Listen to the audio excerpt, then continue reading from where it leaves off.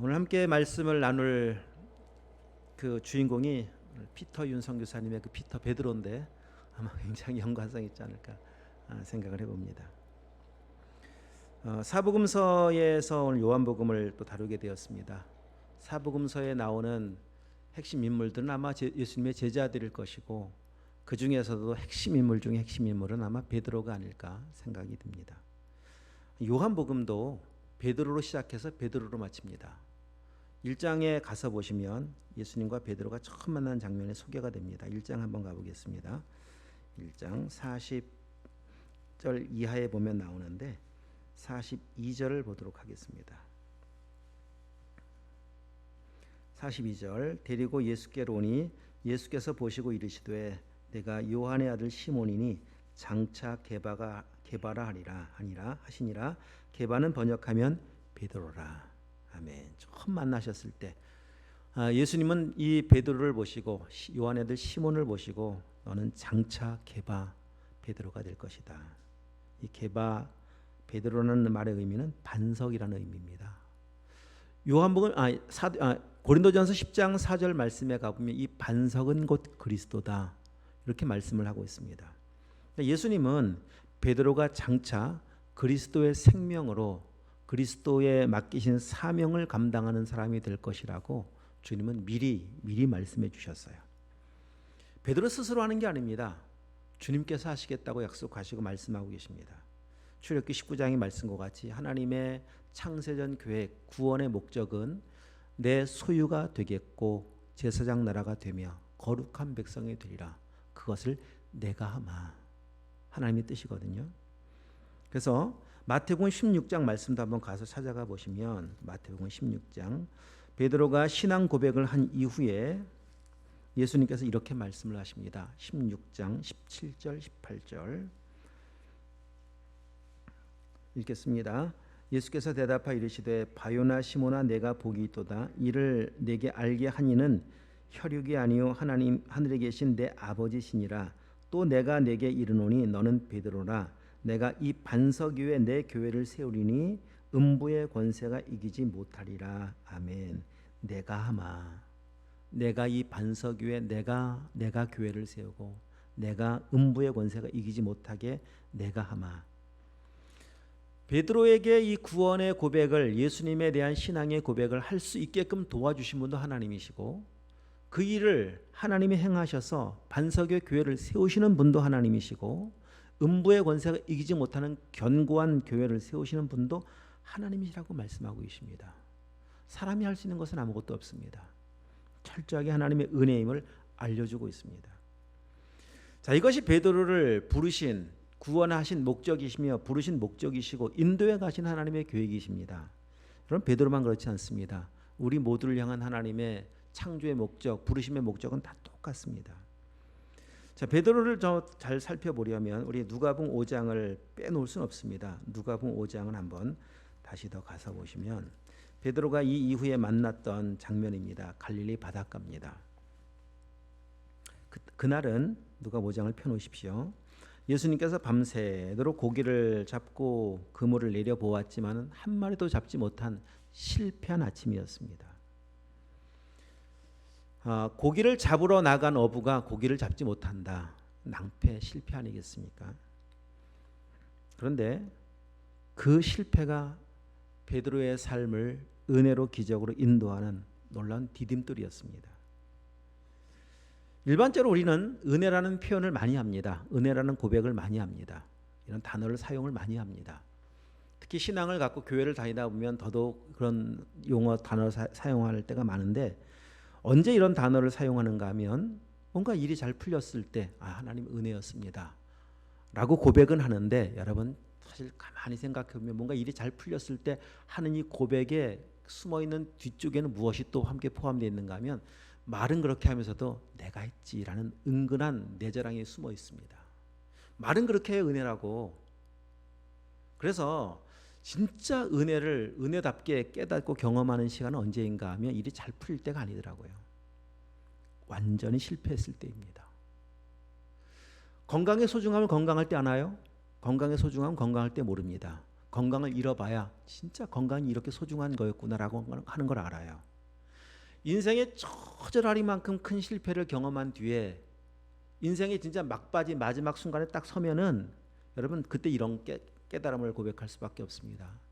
아, 정말 지금까지 내 힘으로 살아왔다고 생각했었는데 내 힘으로 살아온 것이 아니었구나.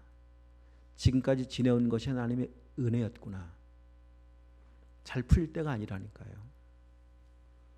모든 것을 다 놓아야 할 때 그때 깨닫습니다.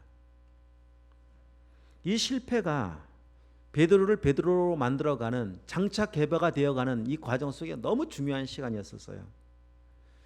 자, 왜냐하면 이 실패를 통해서 주신 하나님의 놀라운 역사하심을 세 가지를 발견케 되어지는데 첫 번째는 무엇인가 하면 말씀을 들을 수 있는 사람으로 세워져 갔습니다. 예수님께서 그 아침에 찾아오셔서 제일 먼저 3절 말씀 보면은 가르치시더니 4절 말씀을 마치시고 말씀을 먼저 전하셨습니다.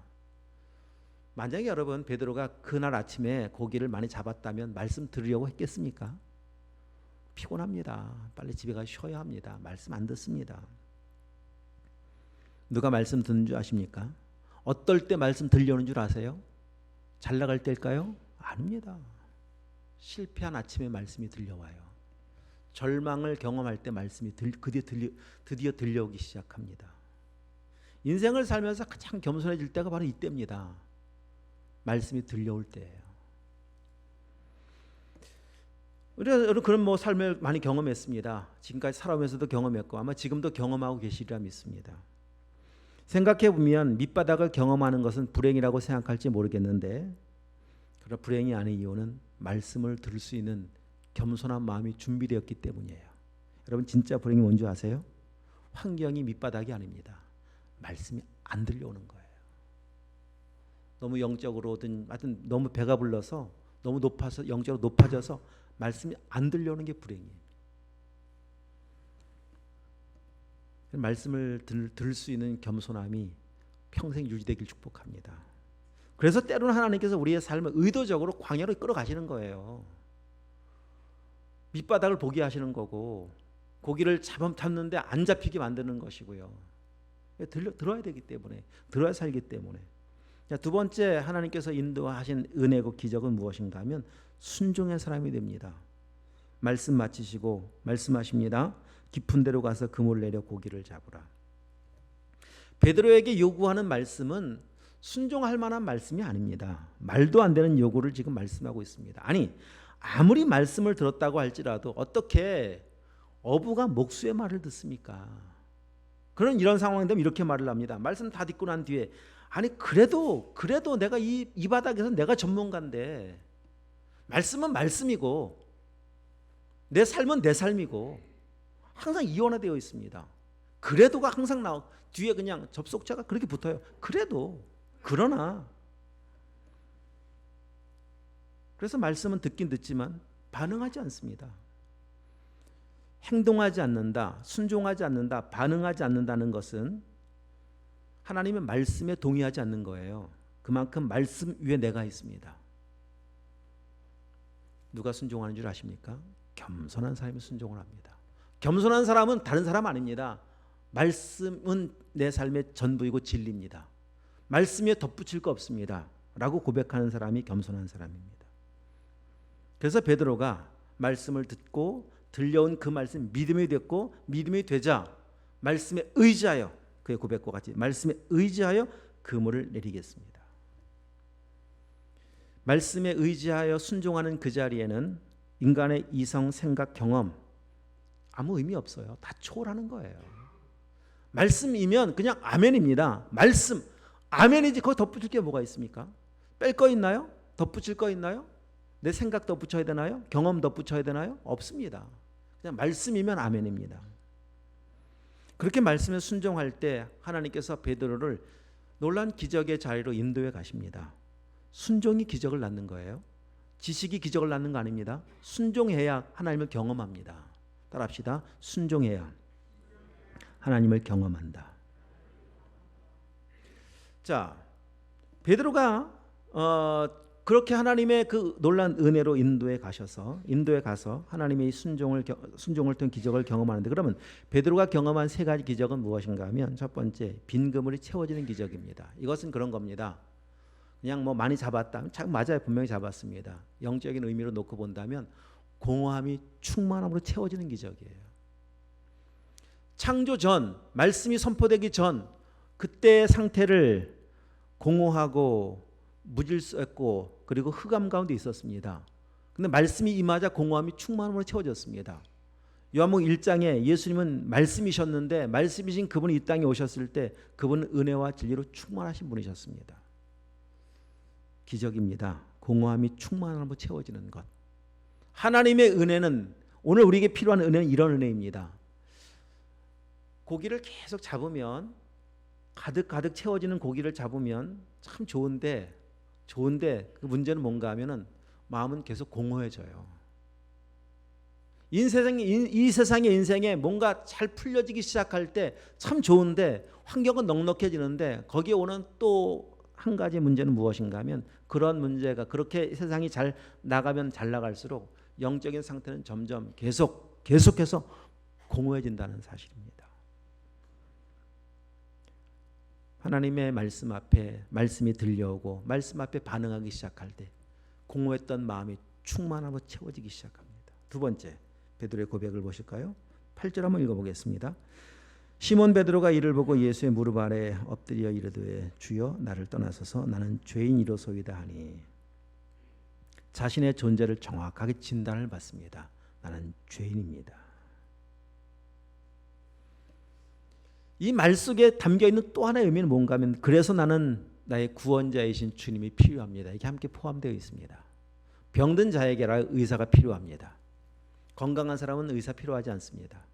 건강한 사람에게 병원 필요하지 않습니다. 병들면 필요합니다.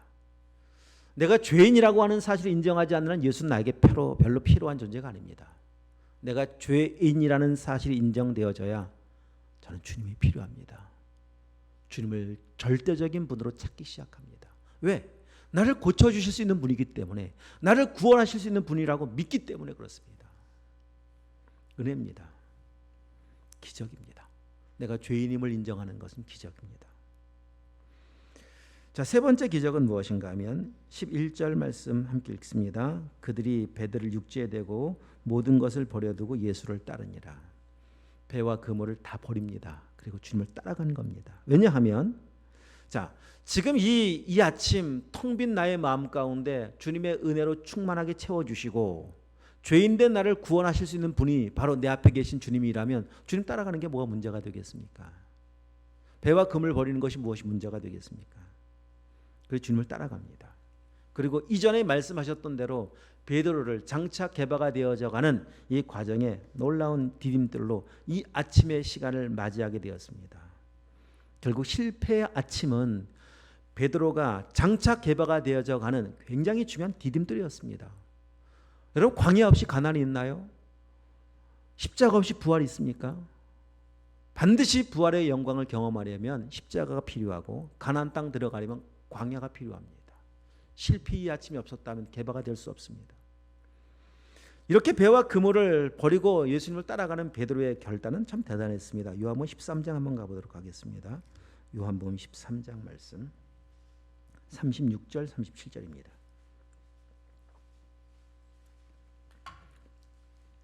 (36절) (37절) 한번 읽어보겠습니다. 요한복음 13장 시작. 시몬 베드로가 이르되 주여 어디로 가시나이까? 예수께서 대답하시되 내가 가는 곳에 내가 지금은 따라올 수 없으나 후에는 따라오리라. 베드로가 이르되 주여 내가 지금은 어찌하여 따라갈 수 없나이까? 주를 위하여 내 목숨을 버리겠나이다. 이런 고백을 합니다. 주를 위해서 내 목숨도 버리겠습니다.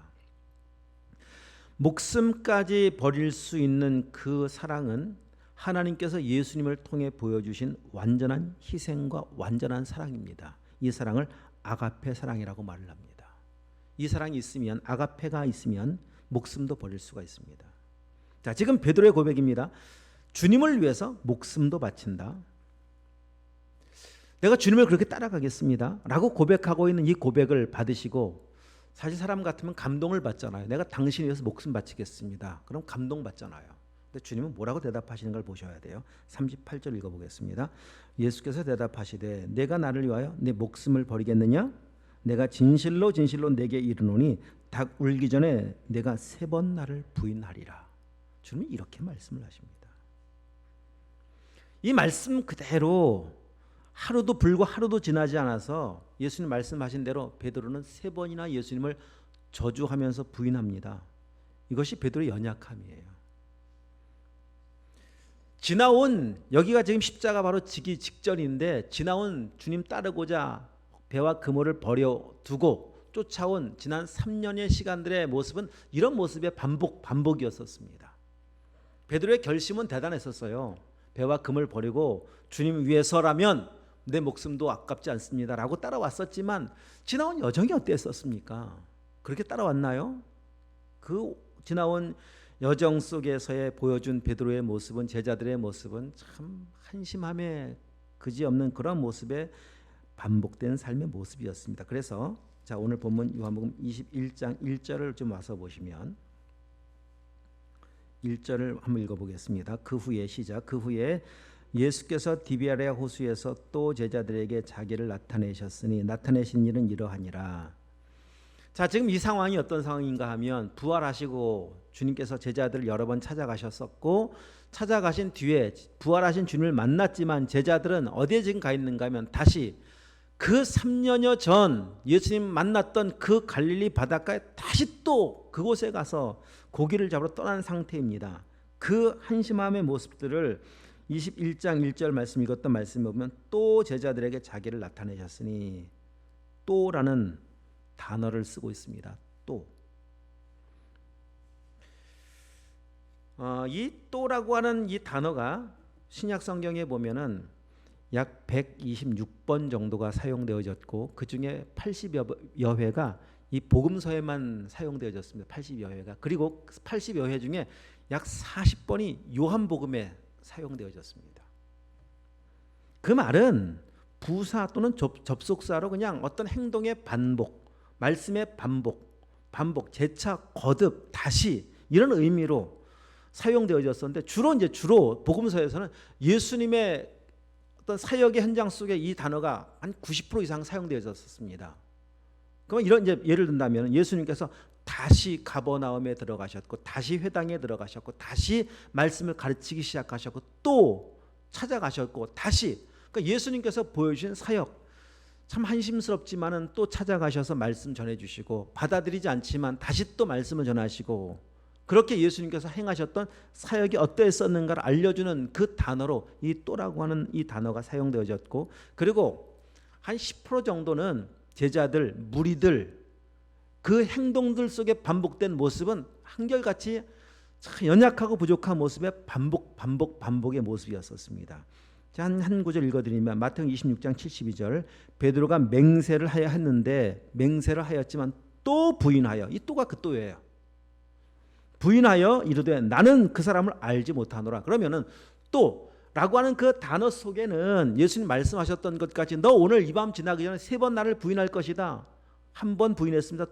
또 부인했습니다. 또 부인했어요. 그 3번 속에 또가 3번 이런 의미도 포함되어 있지만은 또라고 하는 단어 속에는 베드로의 지난날의 삶의 과정이 함축된 모습이에요. 수없이 주님을 부인했었고 수없이 주님의 앞에 연약한 모습을 보였었는데도 불구하고 또 그 새벽에 십자가에 선 예수 그리스도 십자가의 그 재판을 받으러 가시는 예수님을 바라보면서 그냥 또 연약함의 모습을 보였다. 그 고백이 그 말입니다. 그 지금 제자들의 모습이 나와 있잖아요. 여기에 다시 어디 가 있습니까? 다시 갈릴리에 가 있습니다. 또다시 갈릴리 연약한 모습을 또 보여주고 있습니다. 예수님 만난 지 지금 벌써 3년 지났고 아니 여러분 이 갈릴리로 다시 돌아가 있는 그 때가 십자가에서 돌아가신 다음이라면 조금은 이해가 되어져요. 십자가 예수님 돌아가시자마자라면은 3년 동안 열심히 쫓아다녔었는데 예수님 죽어버리고 말았다. 완전히 닥쳤던 개가 하늘 쳐다보고 나 뭐냐 도대체 지금 내가 뭘 쫓아다녔던 거지 지금까지. 그러다가 그냥 너무 실망한 나머지 바람도 좀 쐴 겸 너무 좀 허탈한 마음 좀 위로도 할 겸 해서 옛날 생각나서 갈릴리 바닷가에 갔다. 이해가 되어지잖아요. 이 정도쯤 되면. 근데 부활하신 주를 목격했다니까요. 몇 번 만났다니까요. 찾아오셔서 예수님께서 뭐 몽둥이 들고 찾아오셔서 너 뭐했니 지금까지? 너 그때 나한테 어떻게 했어? 라고 하면서 막 꾸중하고 혼내켰다면 또 무서워서 도망갈 수 있겠지만 주님은 찾아오시자마자 한결같이 샬롬 샬롬 너에게 평강이 있을지어다. 여러분 그 위에를 보십시오. 20장 자 26절을 보시면 여드레를 지나서 제자들이 다시 집안에 있을 때 다시가 그 다시라니까요. 자 집안에 있을 때 도마도 함께 있었고 문들이 닫혔는데 예수께서 오사 가운데 서서 이르시되 너에게 평강이 있을지어다 하시고 27절 한번 읽어볼까요? 도마에게 이르시되 내 손가락을 이리로 내밀어 내 손을 보고 내 손을 내밀어 내 옆구리를 넣어보라. 그리하면 하여 믿음 없는 자가 되지 말고 믿는 자가 되라. 이렇게까지 보여주셨고 이렇게까지 나타내 주시면서 정말 사랑을 있는 모습 그대로의 사랑을 다 표현하셨고 그 사랑을 보고 받았는데도 불구하고 제자들은 다시 또 갈릴리로 떠나버리고 말았습니다. 앞으로 나가야 하는데 나가지 않습니다. 성장해야 하는데 성장하지 않습니다. 계속 뒤로 갑니다. 얼마나 안타깝습니까? 이 또라고 하는 단어 속에 보여지고 있는 모습이 바로 우리의 모습이에요. 제자들의 모습이며 베드로의 모습일 뿐더러 우리의 모습이에요. 그렇지 않나요? 여러분 예수님 만난 지 신앙생활 한 지 시간이 얼마나 많이 지났습니까? 제법 지났죠. 뭐 몇 개월밖에 안 된 분도 계실 수 있겠지만 여러분 다 여기 뭐 대부분 다 모태신앙 대부분 다 그러시네 정말. 대부분 다 최소한의 신앙 경력 20년, 30년, 40년, 50년 시간 지났으면 참 많이 성장이 있어야 되는데 그렇지 못한 우리 연약함들. 시간의 나이도 먹고 나이가 또 한 해가 또 지나가잖아요. 나이가 먹고 신앙의 나이는 또 들어가는데도 불구하고 얼마나 연약한 모습이 반복되고 있습니까? 참 변하지 않는 죄성의 지배를 받아서 보여주고 있는 삶의 연약함의 모습들. 쓸데없는 고집은 왜 이렇게 더 강해져 가는지. 내 생각의 틀은 왜 이렇게 더 견고해져 가는지. 나이가 먹을 만큼 먹었는데도 불구하고 왜 시간이 지나면 지날수록 좀 마음이 넓어져야 되는데 마음은 점점 좁아져 가는지. 저의 모습이고요. 우리 모두의 모습이에요. 그게 또입니다. 그럼에도 불구하고 또라는 단어의 또 하나의 중요한 의미는 뭔가 하면 그럼에도 불구하고 분명한 사실이에요. 예수님은 다시 찾아가셨어요. 요한복음 13장 1절 자기의 사람들을 사랑하시되 끝까지 사랑하신 하나님의 사랑이 무엇인가를 다시 보여주고 있습니다.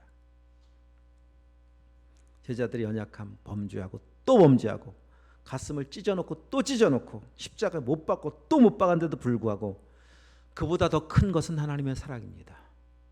또 찾아가십니다. 또 찾아가십니다. 또 찾아가십니다.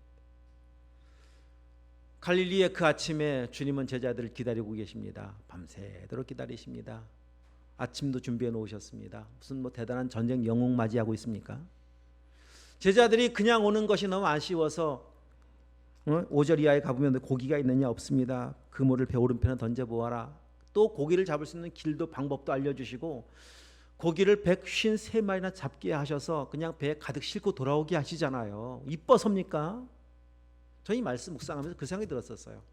우리가 이 땅을 살아가면서 좀 누리고 살아가는 이것들이 우리가 믿음 좋아서도 아니고 대단해서도 아니고요. 뭐 충성스러워서도 아니고요. 그냥 진짜 사랑 때문이구나. 또 사랑하기 때문에 가능한 일이구나. 하나님이 사랑이 변함없기 때문에 여러분 지금 먹고 마시고 누리고 그렇게 한심스럽지만 부도 맞지 않고 지금 살고 있는 거예요. 믿음 좋아서도 아니고요. 충성해서도 아니고요. 그냥 사랑하기 때문이에요. 아침 준비해 놓으시잖아요. 그 제자들을 향해서 그 제자들을 위해서 먹을 거 준비해 주셨잖아요. 지금 그 한심한 우리를 위해서 나를 위해서 사랑 때문이에요. 끝까지 사랑하신 하나님의 사랑. 그 사랑이 오늘 우리를 여기까지 인도하신 거예요. 여러분 믿으십시오. 자, 아침 식사를 마치고 나서 주님이 이렇게 묻습니다. 15절 이하에 가보시면 요한 아들 시몬아, 내가 이 사람들보다 나를 더 사랑하느냐? 왜 이렇게 세 번이나 사랑을 묻고 확인하셨는가 하면 정말 이 질문하신 중요한 이유가 있습니다. 누가 진짜 제자가 될 수 있는 줄 아느냐? 진짜 개바, 장차 개바가 되리라. 반석에 내 교회를 세우리라. 음부의 권세가 이기지 못하는 교회가 되는, 그 교회가 되고 개바가 되는 그 사람은 어떤 사람인가 하면 하나님께서 분부하신, 예수님께서 분부하신 이 이후의 행의 사도행전의 역사를 써내려갈 사람 누구인가 하면 많이 배운 사람도 아니고요, 많이 가진 사람도 아니고 진짜 딱 한 가지 조건을 가진 사람, 이 조건에 충족할 수 있는 사람, 그 사람 사랑하는 사람입니다. 진짜 사랑해야만 제자가 돼요. 사랑해야만 음부의 권세를 이길 수가 있습니다. 사랑해야만 풍랑 속에도 요동하지 않고 견고하게 그 자리를 지킬 수가 있습니다. 그래서 주님 물으시는 거예요. 사랑하니? 사랑하니? 사랑하니? 이 세 번의 질문의 원어를 좀 조금만 분석을 해보면 두 번째까지 예수님은 아가페로 묻습니다. 너 그때 얼마 전 나에게 목숨까지 버린다고 그랬지? 그게 아가페거든요. 그래서 사랑한다고 말을 했는데 너 지금도 나 그렇게 사랑할 수 있어? 이렇게 묻는 거예요. 한글 성경에 보면 뭐 사랑하느냐 묻고 베드로의 대답은 사랑하는 줄 주님이 아십니다. 이렇게 대답을 하지만은 베드로의 대답은 두 번까지 대답은 필레오입니다. 그 말은 그런 겁니다. 아유 주님 못합니다. 저 그렇게 못하시는 거 아시잖아요. 제가 이렇게 정말 이 큰 실패를 경험했는데 주님 말씀하신 그대로 목숨까지 버리겠다고 말했지만 제가 세 번이나 저주한 사람인데 어떻게 제가 그런 말을 감히 또 할 수가 있습니까? 저 못해요 주님. 저 그렇게 사랑할 수 없는 거 주님 아시죠? 이 고백이에요. 못합니다. 그러자 세 번째 물으신 주님의 질문은 한글은 그냥 사랑하느냐 묻지만 너 지금 대답했던 그 사랑으로라도 필레오의 사랑으로라도 나 사랑할 수 있겠니? 이 질문입니다. 세 번째 베드로의 대답은 마지막까지 필레오예요. 주님께서 듣고 싶은 대답은 이 대답입니다. 읽었던 13장에 나오는 목숨까지 전 버릴 수 있습니다. 이 대답 듣고 싶어 하지 않으세요? 주여, 할 수 없어요. 누가복음 5장 말씀에서 저는 죄인입니다. 이 고백을 얼마나 듣고 싶어 하신 줄 아십니까? 왜냐하면 죄인 때문에 오셨기 때문에 그렇습니다. 내가 죄인이라고 인정하지 않는 한 주님은 필요 없다고 말씀드렸잖아요. 누구에게 주님이 필요합니까? 죄인에게 필요하거든요. 저는 사랑할 수 없는 사람입니다라는 고백이 진짜 내 고백이 되기 시작할 때, 그러면 죄인에게 구원자가 필요하듯이 내가 사랑할 수 없는 존재라고 하는 사실이 인정되어져야만 사랑으로 완전하신 그분을 찾습니다. 내 힘으로 사랑하는 것이 아니라, 노력으로 행하는 것이 아니라, 하나님은 사랑이시라. 그분 안에는 사랑밖에 없습니다. 유행가 가사처럼 보여지네요. 사랑밖에 없는 분 하나님 한 분밖에 없어요. 누가 그 사랑으로 우리를 사랑할 수가 있습니까? 베드로가 이 요한복음이 지나가고 사도행전을 넘어가면서 베드로가 우리가 알고 있는 베드로, 예수님께서 장차 개바가 되리라 말씀하셨던 베드로가 될 수 있었던 비결을 뭔지 아십니까? 베드로 열심인가요? 아닙니다. 베드로 안에 이 시간이 지나가면서 사도행전을 넘어가 보시면 다음 주에 사도행전 보겠지만은 오순절 성령이 그에게 충만하게 임합니다. 성령 임하였다는 것은 생명으로 충만해졌다라고 하는 것이고, 생명으로 충만해졌다라고 하는 것은 그분의 사랑이 그의 마음 가운데, 그의 존재 가운데 그냥 부어진 거예요. 사랑으로 채워진 거예요. 하나님의 사랑이 그를 강권하기 시작하니까 그에게 주어져 있는 그 삶에 만나는 역경이 전혀 문제가 되질 않아요. 그게 베드로를 베드로로 만든 근본적인 이유였었습니다. 자, 사도행전을 잠깐 한번 가서 보시면 3장을 한번 가보겠습니다. 3장 6절을 한번 읽어보겠습니다. 시작. 베드로가 이르되 은과 금은 내게 없거니와 내게 있는 이것을 내게 주노니 나사렛 예수 그리스도의 이름으로 일어나 걸으라. 은과 금은 베드로에게 없어요. 은과 금으로 베드로가 반석에 세워진 장차 개바가 된 거 아닙니다. 예수의 생명 된 것이고 그 사랑으로 된 걸 알고 있거든요. 지금 나는 아무것도 없습니다. 그러나 내 속에는 주님이 있습니다. 내 속에는 주님의 생명이 있습니다. 주님의 사랑이 있습니다. 그 생명 사랑으로 충만해져 있는 베드로가 7절 이하의 말씀과 같이 일어나 걸으라고 말할 때 한 사람이 한 영혼이 일어나기 시작하잖아요. 걷고 뛰며 하나님을 찬송하는 하나님의 사람으로 세워져 가지 않습니까? 사도행전 넘어가면서 베드로가 더 이상 실패하지 않았던 이유는 베드로의 대단함이 아닙니다. 바로 베드로 안에 임한 하나님의 생명이, 하나님의 성령이, 하나님의 사랑이 베드로를 붙잡아 줬기 때문에 가능한 거예요. 그래서 음부의 권세가 이기지 못하는 반석이 되기 시작했습니다. 은과 금 내게 없습니다. 그 말은 뭡니까? 나는 예수 한 분으로 충분합니다. 나는 더 이상 바라는 거 없습니다. 그 고백입니다.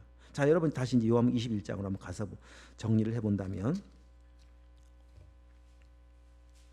갈릴리의 그 아침으로 다시 한번 여러분 돌아가 보십시다. 예수님께서 제자들 찾아가셨습니다. 제자들을 위해서 조반도 준비해 놓으셨습니다. 추울 걸 아시고 불도 미리 피워 놓으셨습니다. 빈 배로 오시는 걸 안타깝게 여긴 예수님은 그 배에 가득 채워주시는 은혜도 허락해 주셨습니다. 여러분, 지금 예수님이 행한 이 일을 돈이 필요해서 행하는 일이라고, 직업처럼 행하는 일이라고 생각해 보십시오. 이 사람들이 누구인가 하면 진짜 지독한 인간들입니다. 죽을 때 나를 저주하고 부인하고 떠난 인간들입니다. 정말 원수도 이런 원수가 없습니다. 내가 어떤 사랑을 베풀어 주었는데 나를 향해 행한 것은 도망가 버렸고 팔아버렸고 저주해 버렸고, 다시 부활한 뒤에도 몇 번 찾아오면서 이 놀라운 내 손자국, 손에 못자국, 창자국 다 정말 다 내 보여주셨음에도 불구하고 이렇게 도망가 버린 사람들입니다. 이런 사람들을 위해서 아침 식사 준비하고, 이런 사람들을 위해서 불을 피워놓고, 이런 사람들의 필요를 채워주는 일을 행해야 하는데, 돈이 아쉬워서 돈 주고 하는 알바라면 여러분 이 알바 하겠습니까? 극한 직업하면 이보다 극한 직업이 있을까요? 원수를 위해서 음식을 준비하는 일을 내가 해야 된다. 진짜 재수없는 인간들을 위해서 내가 그들의 필요를 채워주는 일을 내가 해야 된다. 불편할까 봐 따뜻한 불 피워놓고 따뜻한 밥 준비해놓고 그 일을 내가 해야 된다. 여러분 돈 주고 하라면 하겠습니까? 차라리 굶으면 굶었지. 이 일을 해야 한다면 이보다 극한 직업은 어디에 있습니까? 3D도 이런 3D가 어디에 있습니까? 정말 더러워서 못하죠. 이거 행하겠습니까? 그런데 여러분, 오늘 예수님께서 베드로에게 말씀하셨던 내 양을 먹여라, 내 양을 치라라고 말씀하셨을 때 그 양이 이 양이에요. 내 마음에 드는 양들 아닙니다. 이런 양들입니다. 등에 칼을 꼽고 가슴을 헤집어 놓고 정말 이름조차 꺼내 내 이름으로 불러 올리기 힘든 사람들, 죄인, 괴수, 원수. 누가복음 15장에 나오는 잃어버린 양이 어떤 양입니까? 둘째 아들이잖아요. 아버지의 마음을 그냥 갈기갈기 찢어놓은 채 아버지 유산 달라니까요. 유산 돌아가신 뒤에 얻는 거지 어떻게 살아있는데 유산 달라고 요구를 합니까? 그 말 뭡니까? 빨리 죽으라는 말이잖아요. 그렇게 아버지의 마음을 그냥 갈기갈기 찢어놓은 채 아버지의 마음을 아프게 하고 떠나버린 그 둘째 아들, 그게 잃어버린 양이에요. 그런 양을 먹이라는 거예요. 그런 양을 치라는 거예요. 어떻게 합니까? 노력을 하면 될까요? 공부를 하면 될까요? 지식으로 하면 될까요? 경험이면 될까요?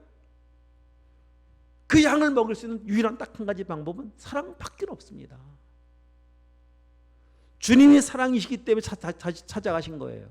사랑이시기 때문에, 그분 안에는 사랑으로 충만해 계시기 때문에 찾아가는 겁니다. 탕자를 기다리는 사람은 아버지지 형 아닙니다. 형은 절대 못 기다립니다. 형 어떻게 반응하는지 아시죠? 아버지가 그 잃어버린 아들을 잔치를 베푸니까 형은 그냥 분노하는 게 형입니다.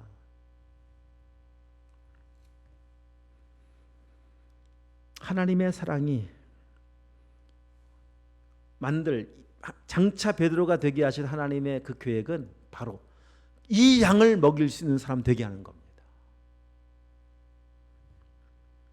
베드로가 사도행전 가면 이제 그런 사람이 되는 겁니다. 그래서 참 놓고 보면은 참 사도행전을 읽다 보면은 참 베드로 대단하다. 예수님 때문에 핍박받으면서도 오히려 그 핍박을 기쁨으로 즐거움으로 여기더라. 참 대단하다. 베드로가 대단한 거 아닙니다. 하나님이 대단하신 거예요. 그래서 베드로를 진짜 말씀하신 그대로 너 장차 게바가 되게 하리라. 게바로 만드셨고 진짜 베드로로 만드셨습니다. 여러분 누가 갈리로 갈 수가 있겠습니까? 누가 오늘 이 시대에 주님 말씀하신 내 양을 먹이고 내 양을 칠 수가 있겠습니까? 사랑하는 사람입니다. 그래서 오늘 우리에게 요구하는 것도요, 사랑입니다. 주님은 지금도 우리에게 계속 똑같이 질문하시는 거예요. 너 정말 나를 사랑하느냐? 이 질문하십니다.